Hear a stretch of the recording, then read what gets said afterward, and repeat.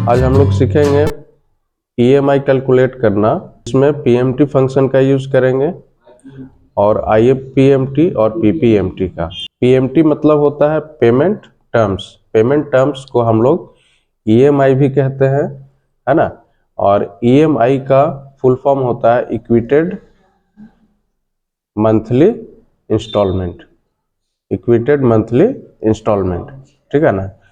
तो जैसे आप कोई भी चीज़ परचेस करते हैं, व्हीकल हो, फोर व्हीलर हो, कोई भी किसी भी चीज़ का, या कोई होम अप्लायंसेस हो, या फिर होम लोन लेते हैं, तो आपके पास यदि अमाउंट कम हो, पैसा कम हो, तो आप ईएमआई के थ्रू यानी कि मंथली इंस्टॉलमेंट पे उसको लेते हैं। चाहे लोन प्रोवाइडर कोई कंपनी हो या फिर बैंक हो, ठीक है, आप उससे एक फिक्स इंटरेस्ट रेट पे लेते हैं और आपसे वो मंथली रिकवर करता है, उस अमाउंट को मंथली बेसिस पे रिकवर करता है। कुछ ड्यूरेशन के लिए दिया जाता है, जैसे आपने 1 साल के लिए, यानी कि 12 महीने के लिए, 17 महीने के लिए, या 60 महीने के लिए, है ना। जैसे 5 साल के लिए आपने लिया लोन, यानी कि 60 महीने के लिए लिया, तो आपको 60 महीने तक एक बराबर इक्विटेड इंस्टॉलमेंट आपको मंथली पे करना है, ठीक है। तो उसको हम लोग ईएमआई कहते हैं और उस चीज़ को हम लोग फाइंड आउट करेंगे पीएमटी फंक्शन के थ्रू। सबसे पहले यहाँ पे हम टाइप करते हैं पीएमटी, ठीक है ना। तो हम इक्वल टू पीएमटी टैब से आगे बढ़ते हैं, ठीक है। इसमें पहला हमारा आर्गुमेंट है रेट है, फिर एन पर है, पीवी है, ठीक है। तो रेट क्या होता है? तो रेट जितना परसेंट वो हमारा इंटरेस्ट ब्याज वो अप्लाई कर रहा है, जितना परसेंट ब्याज हमसे वो ले रहा है, वो रेट हो गया, ठीक है। रेट को हम लोग, रेट एक्चुअली वो ईयरली होता है, पर एनम के हिसाब से होता है। हम लोग उसको 12 से डिवाइड करके यूज करेंगे, ठीक है। एन पर क्या होता है? तो एन पर होता है आपका ड्यूरेशन, है ना। जैसे 5 साल के लिए आपने लोन लिया, तो कितने महीने हो गए? 5 गुना 12 यानी कि 60 महीने। तो एन पर होता है हमारा नंबर ऑफ मंथ्स, ठीक है। एन पर का मतलब हुआ नंबर ऑफ मंथ्स। उसके बाद नेक्स्ट है आपका पीवी, यानी कि उसको हम लोग कहते हैं प्रिंसिपल वैल्यू, यानी कि जितने रुपए का लोन लिया वो हमारा क्या होगा? पीवी होगा। तो सबसे पहले क्या करते हैं, यहाँ पे कुछ रेट फिक्स कर देते हैं। जैसे चलिए हम 10% यहाँ पे रेट दे देते हैं, ठीक है। लोन अमाउंट कितना होगा हमारा? तो लोन अमाउंट चलिए हम 1 लाख का ले लेते हैं, ठीक है, या 2 लाख का ले लें, है ना। और ड्यूरेशन कितने महीने के लिए?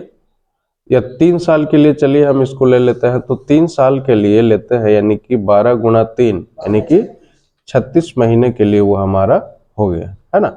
अब आपको ईएमआई कैलकुलेट करना है, यानी कि पर मंथ आप कितना पे करेंगे, इस चीज को कैलकुलेट करना है। तो सिंपल सा उपाय है, हम इक्वल टू प्रेस करेंगे, पीएमटी टाइप करेंगे, ब्रैकेट ओपन करेंगे। यहाँ पे पूछ रहा है रेट, तो रेट हमारा क्या है? 10% है। अब रेट ये क्या है हमारा? पर एनम है, यानी कि ईयरली, सालाना रेट है ये। इसको हम मंथली कन्वर्ट करेंगे, है ना। मंथली कन्वर्ट करने के लिए डिवाइड करेंगे 12 से, उसके बाद कॉमा देंगे।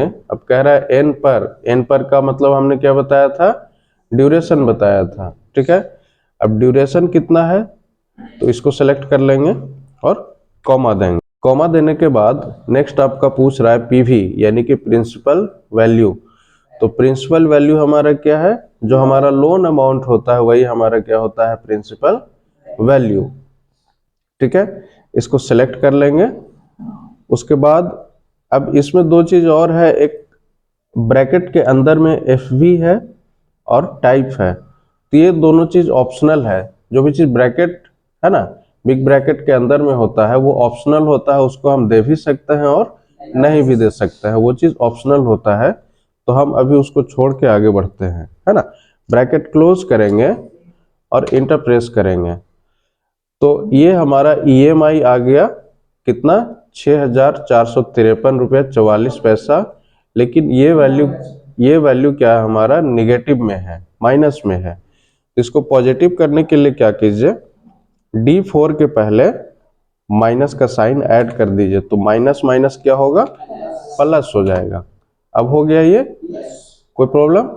चलिए, अब हमने EMI फाइंड आउट कर लिया है। अब आपसे पूछा जाए कि टोटल आपने कितना पैसा पेड किया, है ना, आपसे पूछा जाए कि टोटल आपने कितना पैसा पेड किया, तो सिंपल से क्या कीजिएगा, इक्वल टू प्रेस कीजिएगा और जितना आपका EMI है ना, उसमें गुना करेंगे। किससे करेंगे? जितने महीने तक आपने पैसा जमा किया है, यानी कि D7 मल्टीप्लाइड बाय D5, यानी कि टोटल EMI हमारा जितना है और टोटल ड्यूरेशन है उसको हम क्या करेंगे, मल्टीप्लाई कर देंगे। अब इंटर प्रेस करते हैं, तो ये लगभग कितना इसने पेड किया है, 2,32,323 रुपये 75 पैसे इसने पेड किए, है ना। अब ये तो टोटल पेड अमाउंट, आपने लोन लिया था कितना, 2 लाख का, तो आपका अमाउंट टोटल कितना पेड किया, 2,32,323 रुपये 75 पैसे, इतना आपने पेड किया। आपसे पूछेगा कि टोटल इंटरेस्ट आपने कितना दिया, ठीक है, तो सिंपल से क्या कीजिएगा, जितना आपने टोटल पेड किया है, यानी कि इतना पेड किया माइनस जितना आपका लोन अमाउंट था उसको सिलेक्ट कर लीजिए और इंटर प्रेस कीजिए, यानी कि टोटल आपने ब्याज कितना दिया उसको, उस कंपनी को आपने इंटरेस्ट कितना दिया, 32,323 रुपये 75 पैसे आपने ब्याज दे दिया। अब चलिए हम इसको चेंज करके, जैसे रेट को मान लिया 9% करते हैं, तो EMI हमारा कम हो जाना चाहिए, कम हो गया ना है। अब ड्यूरेशन यदि हम बढ़ाएंगे तो EMI फिर भी कम होगा, है ना। यदि 36 महीने की जगह 60 महीना कर दें तो EMI कम हो जाएगा, क्योंकि यदि लोन लें और ज़्यादा महीने में पेड करें तो आपका इंटरेस्ट बढ़ जाएगा, है ना, इंटरेस्ट आपका बढ़ जाएगा, लेकिन EMI आपका कम जाएगा, है ना। टोटल जो इंटरेस्ट है वो बढ़ जाएगा, लेकिन EMI आपका कम जाएगा। जैसे हम इसको वापस 10 करते हैं और इसको क्या करते हैं, कितना था ये, 36 था, अभी कितना है टोटल इंटरेस्ट, 32,323 रुपया, और EMI कितना है, 6453 रुपये 44 पैसे। चलिए हम इस 36 को 60 महीने करते हैं, यानी कि 5 साल में हम पेड करना चाहते हैं। अब इंटर प्रेस कीजिएगा तो देखिएगा EMI आपका कम जाएगा और इंटरेस्ट टोटल जो है वो बढ़ जाएगा।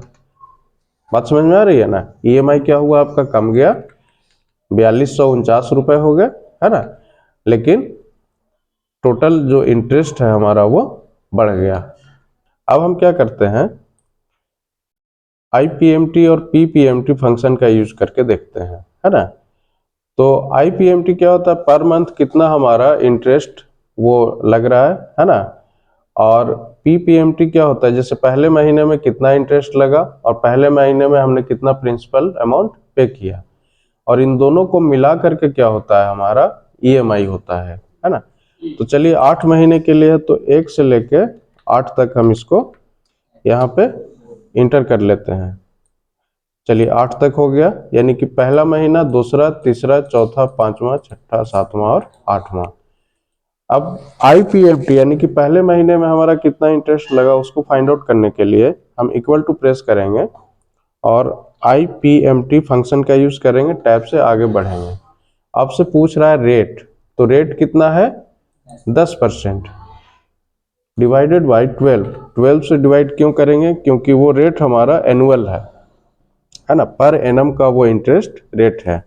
उसके बाद कॉमा दीजिए, कॉमा देने के बाद यहाँ पे क्या कीजिए, पर, तो पर यानी कि मंथ, हम इसको सेलेक्ट कर लेंगे, पर में इसको सेलेक्ट कर लेंगे, कॉमा देंगे, एन पर हमारा ड्यूरेशन होता है, यानी कि कितने महीने के लिए हमने लोन लिया है, तो इसको सेलेक्ट कर लेंगे, कॉमा दीजिए। उसके बाद PV प्रिंसिपल वैल्यू यानी कि लोन अमाउंट, हम इसको सेलेक्ट कर लिए।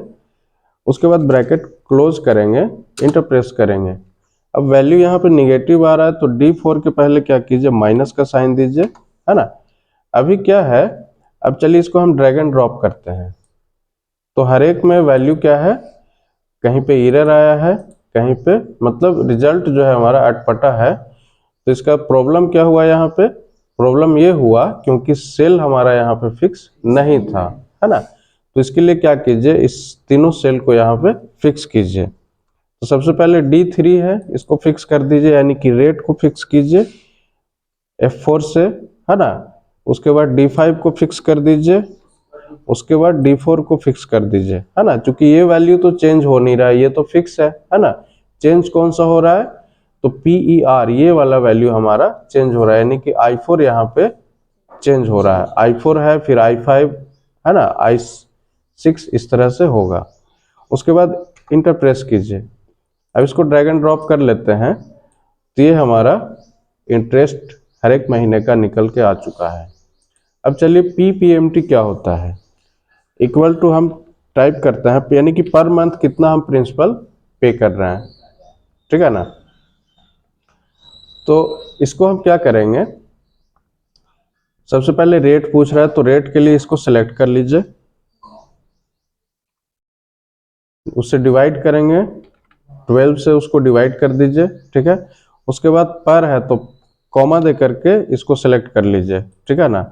उसके बाद एन पर है तो कॉमा दे करके, और एन पर में हमारा जितना ड्यूरेशन है उसको सेलेक्ट कीजिए, फिर से कॉमा, और पीवी में इसको सेलेक्ट कर लीजिए। इसके बाद ब्रैकेट क्लोज कीजिए। अब यहाँ पे अमाउंट माइनस में है तो D4 के पहले क्या कीजिए, माइनस का साइन दीजिए और इंटर प्रेस कीजिए। अब क्या करेंगे, F2 से एडिट करके, और जो जो सेल हमारा चेंज नहीं हो रहा है उसको हम फिक्स कर देंगे। जैसे D3 था, D5 है और D4 है, इसको हम फिक्स कर लिए। अब इंटर प्रेस कीजिए। अब क्या करेंगे, इसको ड्रैग एंड ड्रॉप कर लेते हैं, है ना। तो ये हमारा पर मंथ का इतना प्रिंसिपल अमाउंट हो गया। अब क्या करेंगे, EMI या PMT फाइंड करना है, तो इक्वल टू प्रेस कीजिए, और EMI क्या होगा हमारा, यदि इसको यानी कि IPMT को जोड़ दें किसके साथ, PPMT को के साथ ऐड कर दें, तो हमारा क्या होगा, EMI होगा। अब इसको क्या करते हैं, ड्रैग एंड ड्रॉप करते हैं। तो अभी ध्यान दीजिएगा, ये वाला, ये अमाउंट और ये अमाउंट दोनों सेम है ना। ये अमाउंट और आपका ये वाला, ये दोनों यहाँ पे सेम है। अब इसको ड्रैग एंड ड्रॉप कीजिए यहाँ से लेकर के यहाँ तक। तो ध्यान दीजिएगा, हर एक महीने का EMI पहला महीना में इतना देना है, दूसरे में इतना देना है, तीसरे में इतना, है ना। तो हर एक महीने का जो EMI है आपका सेम टू सेम निकल चुका है, यानी कि हमने जो भी फंक्शंस का यूज किया है वो बिल्कुल सही है। आपका नेक्स्ट फंक्शन है PV, जिसको कि हम लोग प्रिंसिपल वैल्यू भी कहते हैं। अब प्रिंसिपल वैल्यू, जैसे आप लोन लेते हैं, ठीक है, लोन लेते हैं तो आप कुछ न कुछ उस कंपनी से या उस बैंक से EMI फिक्स करवाते हैं कि भाई हम इतना EMI दे सकते हैं, 5,000, 10,000, 2,000 इतना EMI दे सकते हैं।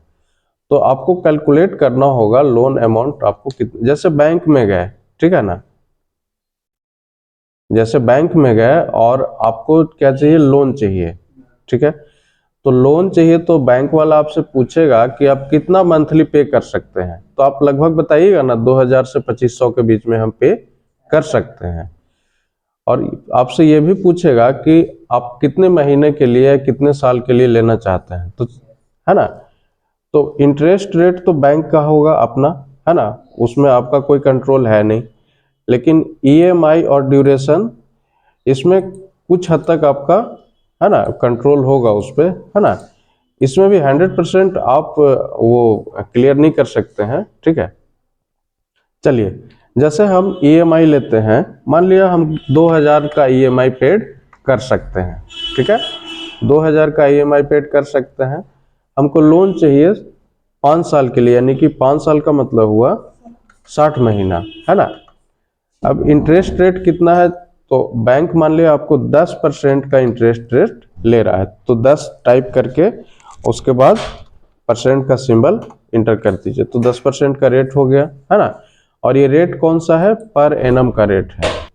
अब इस रेट से आपको कितना लोन मिलना चाहिए, तो उसको हम लोग PV फंक्शन का यूज करके फाइंड आउट करेंगे। तो इक्वल टू टाइप करेंगे, PV ब्रैकेट ओपन करेंगे। अब यहाँ पे पूछ रहा है रेट, तो रेट हमारा ये है, डिवाइडेड बाय 12, 12 से डिवाइड क्यों करेंगे, क्योंकि ये रेट हमारा वो ईयरली है, सालाना रेट है ना। उसके बाद कॉमा देंगे, फिर से है एन पर किसको कहते हैं, ड्यूरेशन को कहते हैं, यानी कि 60 को ले लेंगे, कॉमा देंगे। और पीएमटी को हम लोग क्या कहते हैं, ईएमआई या पीएमटी एक ही चीज है, तो इसको हम यहाँ पे सिलेक्ट कर लेते हैं। उसके बाद इसको ब्रैकेट क्लोज कीजिए। अब यहाँ पे देखिए, ये इसको हम नॉर्मल, ये करेंसी यहाँ पे सिलेक्टेड है, हम इसको नॉर्मल कर लेते हैं, नंबर में कन्वर्ट कर लेते हैं। यहाँ पे ये वैल्यू निगेटिव में है, इसलिए क्या करेंगे, D4 के पहले माइनस का साइन इंसर्ट कर दीजिए। यानी कि आपको लोन कितने का मिल सकता है, 94,130 रुपए का लोन, 74 पैसे, 94,130 रुपए 74 पैसे का लोन आपको मिल सकता है। यहाँ पे लिख देते हैं ईएमआई और पीएमटी, है ना। अभी बताया था आपको कुछ देर पहले कि ईएमआई और पीएमटी एक ही चीज है ना। हम लोग जनरल भाषा में ईएमआई कहते हैं और एक्सेल की भाषा में उसको पीएमटी कहते हैं।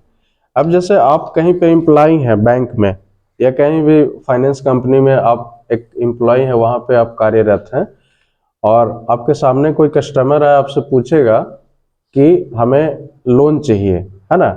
तो आप उससे सवाल कीजिएगा ना कि कितना अमाउंट आप मंथली पे कर सकते हैं, तो आपसे कहेगा कि हम 1,000 रुपये पे कर सकते हैं या 1,200 पे कर सकते हैं मंथली, है ना। फिर आप उसको बताइएगा कि आपको 8 महीने के लिए मिल सकता है, 17 महीने के लिए या 36 महीने के लिए, तो इनमें से कोई एक कंडीशन वो सिलेक्ट करेगा। मान लो वो कहा कि चलिए हम 36 महीने के लिए लेंगे आपसे, तो 36 महीने आपका ब्याज सपोज दैट 9.75 है, तो 9.75, तो आप उसको ये बता सकते हैं आसानी से, यहाँ पे चेंज नहीं हुआ, चेंज हुआ है, डेसिमल यहाँ पे बढ़ा दीजिए, ठीक है, 9.75 है ना, यहाँ से बढ़ा दीजिए। तो आप उसको आसानी से बता सकते हैं कि आपको लोन अमाउंट कितना, और मतलब लोन आपको कितने का मिलेगा, 37,325 रुपए 11 पैसे का लोन मिल सकता है। इसी में आपका नेक्स्ट फंक्शन है एफवी को हम लोग फ्यूचर वैल्यू कहते हैं। जैसे आरडी समझते हैं, आरडी रेकरिंग डिपॉजिट जिसको कहते हैं, है ना। एक एफडी होता है जिसको फिक्स्ड डिपॉजिट कहते हैं और एक आरडी होता है जिसको रेकरिंग डिपॉजिट कहते हैं। तो फ्यूचर वैल्यू, जैसे आप मंथली बैंक में पैसा जमा करते हैं, है ना, या पोस्ट ऑफिस में जमा करते हैं, अब 3,000 का आरडी आपने खुलवा लिया, यानी कि रेकरिंग डिपॉजिट, यानी कि हर एक महीने आप 3,000 रुपया जमा करेंगे। अब आप चलिए 5 साल के लिए आपने खुलवा लिया, यानी कि 60 महीने तक आप हर एक महीने 3,000 रुपये उसको जमा करेंगे। तो चलिए हम यहाँ से शुरू करते हैं। एफबी का मतलब होता है फ्यूचर वैल्यू। तो मंथली आप कितना पे कर रहे हैं, 3,000 रुपये, ठीक है। कितने महीने के लिए, तो 60 महीने के लिए। तो नियमतः आपका कितना पैसा जमा हो गया बैंक में, इक्वल टू 3,000 गुना 60, यानी कि 1,80,000 जमा हुआ। तो क्या आप बैंक से 1,80,000 ही लीजिएगा, नहीं ना। आप आखिर आरडी हमने क्यों करवाया, कुछ ना कुछ हमको उस पर इंटरेस्ट मिले, कुछ ना कुछ ब्याज मिले, इसलिए हमने आरडी करवाया, ठीक है। तो अब चलिए बैंक आपको, बैंक या पोस्ट ऑफिस या जो भी फाइनेंशियल इंस्टीट्यूशन है वो आपको कितना देता है, चलिए 9% या फिर 6% आपको उस पर इंटरेस्ट चलिए आपको दे रहा है, ठीक है। अब आपको कैलकुलेट करना है कि 5 साल के बाद आपको कितना पैसा रिटर्न मिलेगा, यानी कि 5 साल के बाद आप कितना पैसा आप बैंक से ले पाएंगे या पोस्ट ऑफिस से आप ले पाएंगे। तो इक्वल टू प्रेस कीजिए और एफवी फंक्शन का यूज करेंगे, ब्रैकेट ओपन करेंगे और रेट पूछ रहा है, तो रेट कितना है, 6%। अब रेट हमारा ये पर एनम है, यानी कि सालाना रेट है। इसको डिवाइड करेंगे 12 से, कॉमा एन पर, यानी कि ड्यूरेशन हमारा कितना है, 60 महीना, यानी कि G5 को सिलेक्ट करेंगे, फिर से कॉमा देंगे और पीएमटी यानी कि ईएमआई हमारा कितना है, 3,000। उसके बाद ब्रैकेट क्लोज कर लेते हैं और इंटर प्रेस करते हैं। अब इसको क्या करते हैं, इसको नंबर में कन्वर्ट कर लें, है ना। अब देखिए ये वैल्यू हमारा निगेटिव में है, यहाँ पे क्या करेंगे, G4 के पहले क्या कर देंगे, माइनस का साइन ऐड करेंगे और इंटर प्रेस करेंगे। यानी कि 60 महीने के बाद आप कितना पैसा आपको मिलेगा, तो 2,09,310 रुपये। तो आपको यदि फाइंड आउट करना हो कि आपको एक्स्ट्रा कितना पैसा मिला, यानी कि ब्याज के रूप में आपने कितने पैसे कमाए, है ना, तो सिंपल सा इक्वल टू प्रेस करके इसमें माइनस कर देंगे इस वाले अमाउंट को, यानी कि 29,310 रुपये आपको ब्याज के रूप में